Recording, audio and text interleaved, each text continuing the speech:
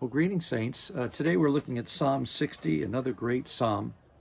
It's inscribed as follows: To the chief musician, set to Lily of the Testimony, a Michtam of David for teaching, when he fought against Mesopotamia and Syria of Jobah, and Joab returned and killed 12,000 Edomites in the Valley of Salt. Now it says that it's set to Lily of the Testimony, probably a melody, but it could be, some commentators say it could be actually an instrument. It says that it's a Michtam of David. Again, commentators say that that language is unclear. What is clear, though, is it says it's for teaching. Now that's significant, and I want to take a moment and talk about that before we look at the psalm itself. It turns out that the music that saints have sung through the ages has been a key way for believers to, in a sense, embrace and embed truth in the heart. The songs we sing are really a key part of in a sense, surrounding ourselves with God's truth. John Piper, who's a pastor, well known by many of you, I'm sure, he wrote this. He said, historically, it's the hymnody of the church, meaning the songs that we sing.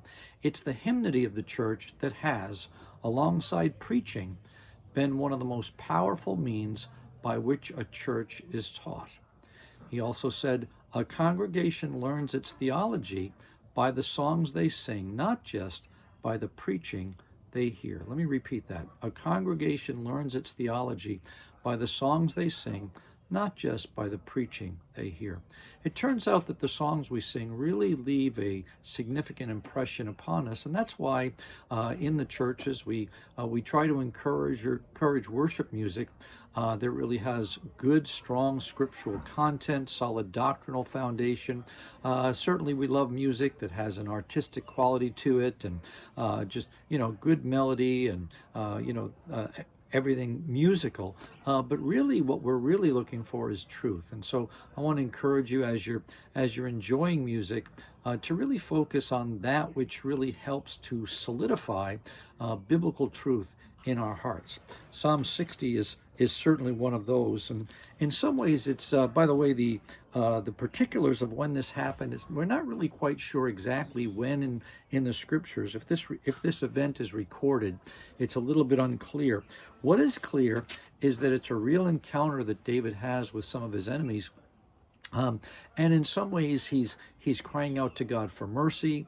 There's a cry of hope that comes out of David. In some ways, in this psalm, we find the tension of the battle, the challenge, when the outcome is not yet certain.